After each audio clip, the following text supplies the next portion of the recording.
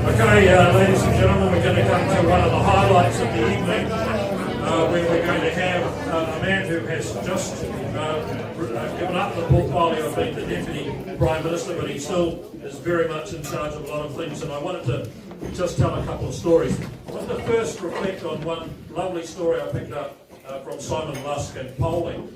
And I recall a few ministers sitting around one night in my office actually, and Tim Grosser, who was a list MP, and he never wanted to ever be a constituent MP, because he'd have to do all those vulgar things like shake hands with constituents and talk to people. And he was sitting around saying one night, he was panicking, he was really panicking, because polling coming out of New Lynn was suggesting he might actually win the seat. And he said, God, what do I do if I win the seat? And Murray McCully had one of the best lines I've ever heard. He said, Tim, you needn't worry. He said, if it looks close to the day you're going to win, we'll arrange for a tour of the electorate by your 3 ex-wives. That would have put it to bed, I can promise you. So, a couple of things about Winston. I had to be very careful here because I don't want to piss him off a lot. But I did a lot of theatre sports at the beginning of my time in Parliament and went out with Jim Hopkins and a whole stag of people, Gary McCormick. And I used to do some funny lines about the National Party. So I went into my archives and I found that, unfortunately, Winston, the bit I did about you wasn't that bad. I said that Paul East had established an enviable reputation for working into the wee small hours of the afternoon. Doug Graham taught us to be culturally sensitive. He taught us that Koha meant gift and quota meant even bigger gift. I actually said at one stage Lockwood got to be our Minister of Education because he was the only one amongst us with UE. Winston thought he had UE, but it turned out to be only hives. And I also said that Lockwood was the only man in our cabinet who was named after a house. That's if you exclude Winston, who was named after a concrete block. But a couple of stories that I will tell before we get them up. Murray McCully and I were brand new. We got elected in '87, and we were like cannon fodder. You weren't allowed to speak. You didn't get to take part in the general debate. You didn't get to ask questions. So sitting right, I'm the very last in the rank because they rank you alphabetically, and Williamson got to be last. Murray McCully reckoned it was based on IQ, but I promise it was on surname. And one day he came to me and he said, I've got a dozen tickets to Athletic Park this afternoon to Wellington playing North Harbour, because Murray was the MP for North Harbour, or for East Coast Bays. And I said, but we can't, it was a Wednesday, I said, but we can't leave Parliament and go to Athletic Park and watch a rugby match. He said, well, why not? And I said, well, we haven't got leave, and you wouldn't get leave for that. He said, but there's a general debate, we're not in it. There's question time, we're not in it. They won't know whether we've gone or not, we'll be fine. So I said, okay, well, we better sneak out the back way through Museum Street, because if we go out the front door, someone will spot us. And yeah. So we arranged to make downstairs, out the back, going down the steps to hop in a taxi, and somebody comes popping out from underneath the concrete stairs. And where do you guys think you're going? Now, he was really senior. I mean, he was up there with the Bulgers and the real senior people, like Philip Burton and so on. He'd been there for a while, and they looked down at us as like little third formers that were sort of faggots at the school. And I don't know. And I made this stupid answer to him. Nowhere.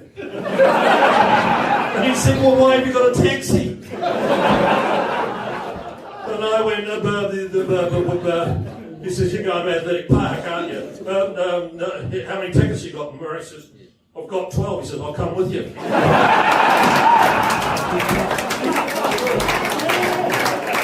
jumped in the taxi, and off we went to Athletic Park, had a great time, watched the rugby, got back to Parliament, everything was all okay until somebody spilled the bloody beans. So Bolger hauls McCully and I over the bloody coals at the next caucus meeting. Young people like you should not be going.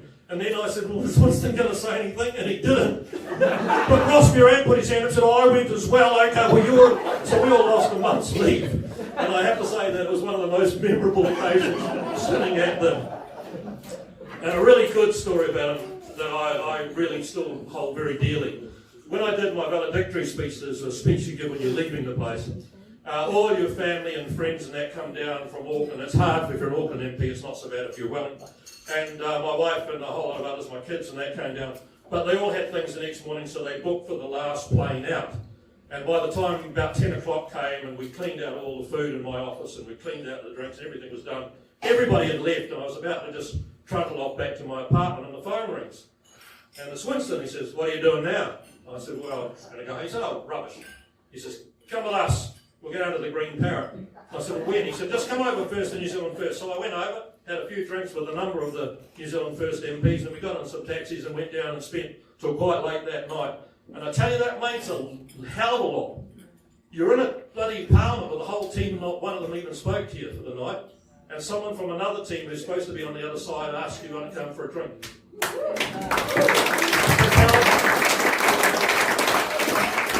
It's the absolute calibre of the man. So all I can say is, Winston, I want to see you in Parliament, not with a cowboy hat, but with a MAGA hat.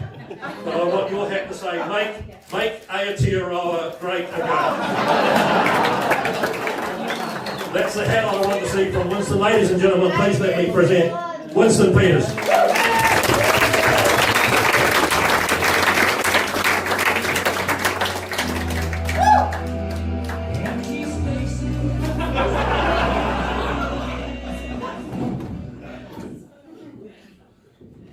Ladies and gentlemen, first of all, I want to make it very clear, I don't hold a grudge.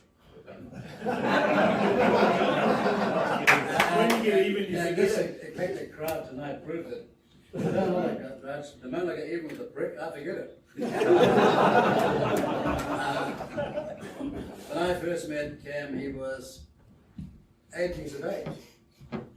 About at your place, John. And he was paying a lot of attention to the conversation then. In fact, I thought far too much so. For a young guy. But obviously, he was very, very keen to learn and find out. And you know, I spent nearly all my life, Cam, practicing for a time to roast a journalist, and here I am.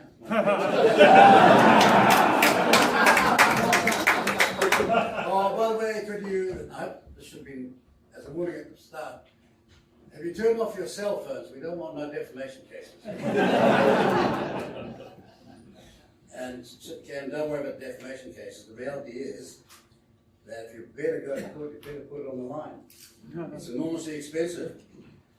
Far too many people in this country who should be making a stand never do. And when you do make a stand, then, well, that's fantastic, but they don't realise it costs hundreds and hundreds and hundreds of thousands of dollars to do that. And Cam and I know that, or perhaps even more than Cam. It's not because we're litigation happy. We just don't want liars to get away with this, with their cheating and deceit. And that's why it's important. But tonight, Cam, you talk to the guy that used to call the pensioner from St. Mary's Day. I was hoping that they would tell you or remind you, but 10 years ago I got this invitation. And one of my staff wrote back and said, "This is from me, telling them to go and get you know what." But the reality of it is, as you get older, you learn certain fundamental things. It's a bit like a famous song from Phil Collins. You've got to hear both sides of the story. It's critical in both your private life and your professional life. And look, I've had more rows with Barry sober than you've had hot dinners. The first time we had a row, he bailed me up and said, "Oh, so you've been moaning about us and the way we treated a guy called Keith Allen." Well, who's this guy? I only got there 5 minutes ago. And so we're having a blazing round. I thought, this is getting nowhere. So I said to him, "Look, why don't we come and have a beer?" And that's how we resolved it. Not that there haven't a lot of rows in the past and over the years, but the point is, at the critical time, you get to realise who is of value, who believes in, dare I say it? And I'm not very clear to you, Chris, I believe in this. There's a thing called the romance and glamour of great principles. Whether you believe it or not, some of us do believe it. Otherwise, there's no explanation for our lives hanging around here this time of life. This is 50 years on the trail. That's half a century for this. But there is a romance and glamour of great principles, and there's some politicians who understand it. And I'm so pleased when Chris raised the issue tonight about 1952, because those were dramatic years First, the Labour Party dropped its state ownership plan of all land, got elected, and by 1949, the National Party realised, I know what we'll do, it's so good, we'll change it and we'll give it a new name. We'll call it a capital, property owning democracy. We'll rephrase it. We'll call it a property owning democracy. We'll make housing, health, education, first world elevation by way of education for everybody, and first world wages. Just those 4 fundamental things. And boy, what great years we had. And I reflect and look back now at a time in Australia. First of all, there was Menzies for 21 years. Then they had Bob Hawke. Whether you like Bob Hawke or not, he was one bright guy. I regarded somebody I knew close enough to call him a friend of mine. And then they had John Howard after that. All those long years of stability. And you're quite right, whether it's the left or the right, it's whether they know what they're doing and what they're doing with the country. But we're not here to talk about politics, we're here to talk about camps later.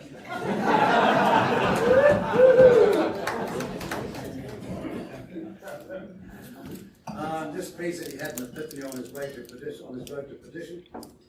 And I know, Cam, you don't believe me, but you know, I think you're not a bad guy after all.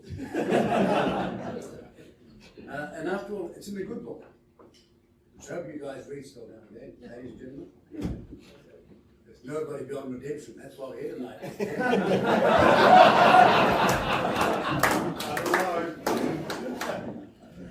Well, by the way, I wanted to share with Cam, you're talking about, you know, writing articles and what have you. This is sort of my most favourite one when it comes to both sides of the story, or considering all elements of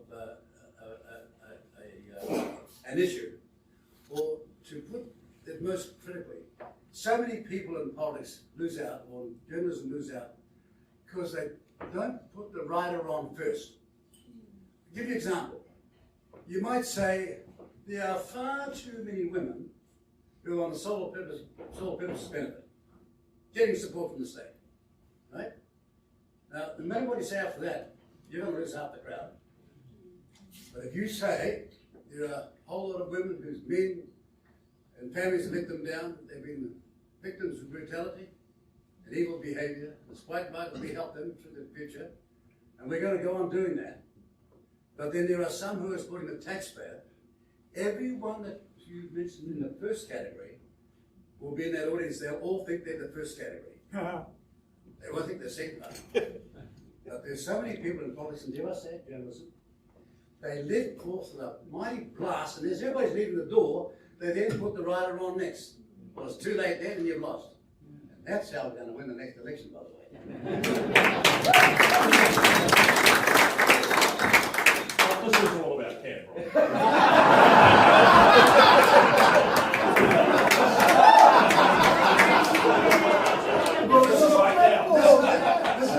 This is what I want Cam to understand. This was one of the greatest speeches ever made. It's a very brief speech. But this person's asked sort of very late in the piece, during the time of Prohibition in Mississippi, way back in 1952, he's asked to speak on the subject of Prohibition.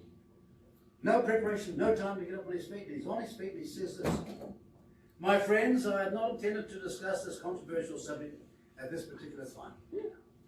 However, I want you to know that I do not shun controversy. On the contrary, I will take a stand on any issue at any time, regardless of how fraught with controversy it might be. You've asked me how I feel about whiskey, all right. Here's how I feel about whiskey." Now, can we stop and remember this? And he goes on, "If when you say whiskey, you mean the devil's brew, the poison scourge, the bloody monster that defiles innocence, dethrones reason, destroys the home, creates misery and poverty, yea, literally takes the bread from the mouths of little children, if you mean the evil drink that topples the Christian man and woman from the pinnacle of righteous, gracious living into the bottomless pit of degradation and despair and shame and helplessness and hopelessness, then certainly I'm against it. But sound like him? If when you say whiskey, you mean the oil of conversation, the philosophic wine, the ale that is consumed when good fellows get together, that puts a song in their hearts and laughter in their lips, and the warm glow of contentment in their eyes, if you mean Christmas cheer, if you mean the stimulating drink that puts the spring in an old gentleman's step on a frosty, crispy morning, if you mean the drink that enables a man to magnify his joy and his happiness, and to forget that only for a little while life's great tragedies and heartaches and sorrows, if you mean that drink, the sale of which pours into our treasuries untold millions of dollars, which are used to provide tender care for our little crippled children,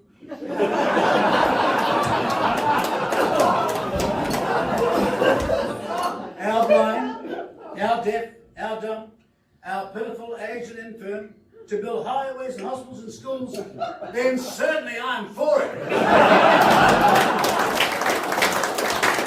This is my stand. I will not retreat from it. I will not compromise. Sound like you can? That's pretty much. Anyways, can I just say some funny things, talking about politics? Of the funniest things I saw in my time in politics, one time the National Party was pretty good but the Labour Party, Longy was getting up, he was making this speech, and he was telling so many jokes at the same time. It was so funny that one of my colleagues at the time, now excuse me, this is a fact, ladies and gentlemen, but she went away and she got a big piece of white paper, and on it she wrote these letters. And the next time that Longy got ready to tell his joke, she was going to flip it around and show his Labour Party colleagues what to do. So Longy tells the next joke, and she goes like this. See what's on there? No. CLAP. To which Longy says, well, thanks for the warning.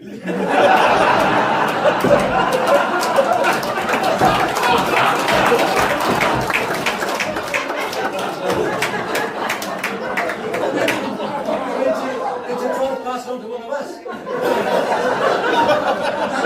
Don't be made us contagious. Another time this Labour Party called out over ANZUS, and we were forced to buy these frigates from Australia. So this arrangement the Labour Party entered in 1988 was to buy 4 frigates from Australia, you recall that? And so across from Australia, we were going to have them built in Australia of all places. So across from Australia came this Admiral to explain to the Parliamentary Select Committee why we'd be doing it. And they came across, and he was in full regalia, all white gear, and his sword, the full 100 yards, And in his talk to convince the Select Committee, he said, look, we all know, of course, and this is the reason why we're building it in the Southern Hemisphere, we all know that the configuration of the waves, or the wave configuration, is different in the Southern Hemisphere than the Northern Hemisphere. Muldoon had his classic way, you know that, Morris. He had his classic way of looking around and saying, excuse me, what did you say? And he said again, well, we all know that the wave configuration is so important, that's why we're building in the Southern Hemisphere. The wave configuration is so much different in the Southern Hemisphere than the Northern Hemisphere. And Muldoon looks around and says, well, thank God Captain Cook didn't know that.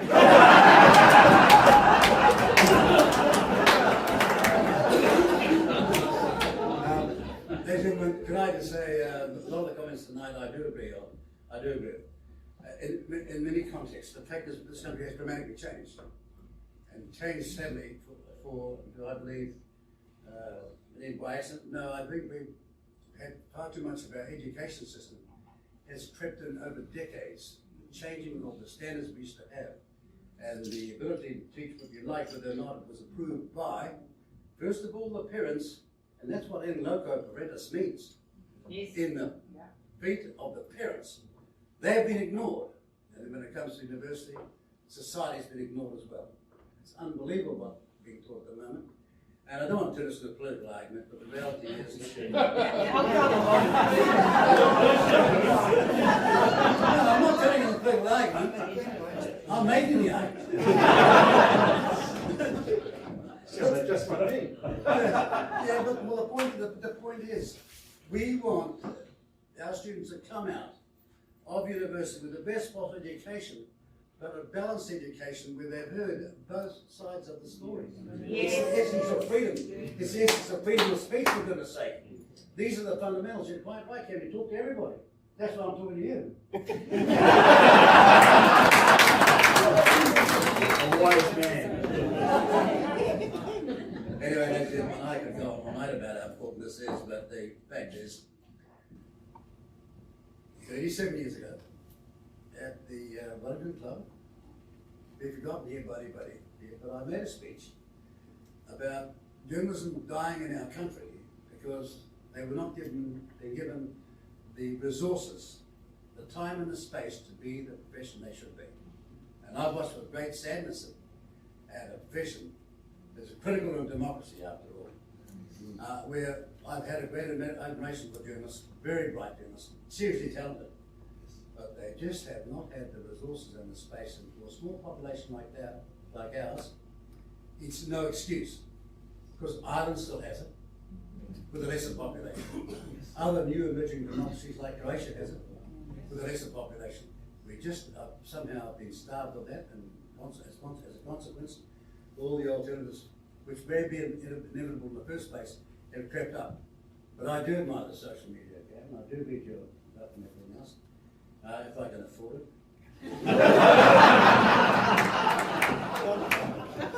But people don't realise you only got so much in the way of resources. And the National Party, the last game had 25 million, the ACT Party had 16 million, and we had 1 million. Right? Yeah. Have you read that in the newspapers? Yeah. No, bad that TV's going out there, but you might see it tomorrow, but that's the truth. I mean, they expect you, they give you a microlight, and they expect you to fly to the moon, and take them with you. I'm not complaining about you, you probably better trust somebody else didn't. Anyways, ladies and gentlemen, it's great to talk to you tonight. I've talked about Cam's career and his 20 years. I think he's shown enormous courage, by the way. Cam, this is Russian stuff. You've shown enormous courage and stuck at it through thick and through thin, and that is to be admired. The halcyon years, though, the better years, I'm certain, are yet to come. So, the glass, where's the glasses? Is there a glass? Yep. Well, that's my, I'm going to touch them with the hand. Take one finish, if you mind. Get down to the serious business. The can and your career.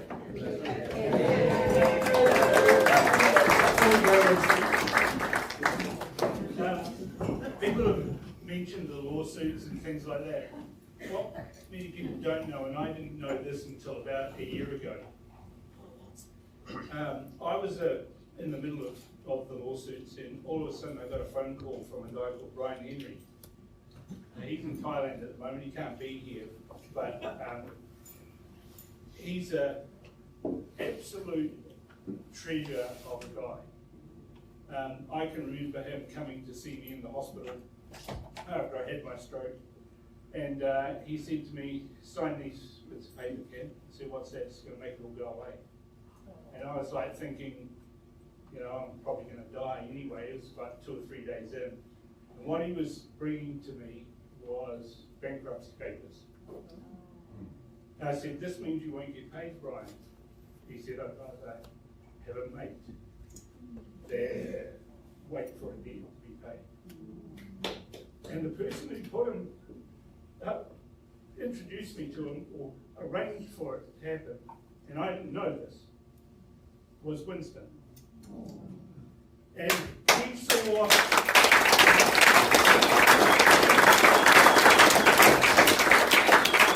he was talking to his staff, and he said, this is wrong, these guys suing Cam. Get Henry onto it. And I didn't know that until about a year ago, and I found that out from a third party. So Brian Henry is a dear friend. I owe him a lot. But I also owe Winston for putting his friend, Brian Henry, my way.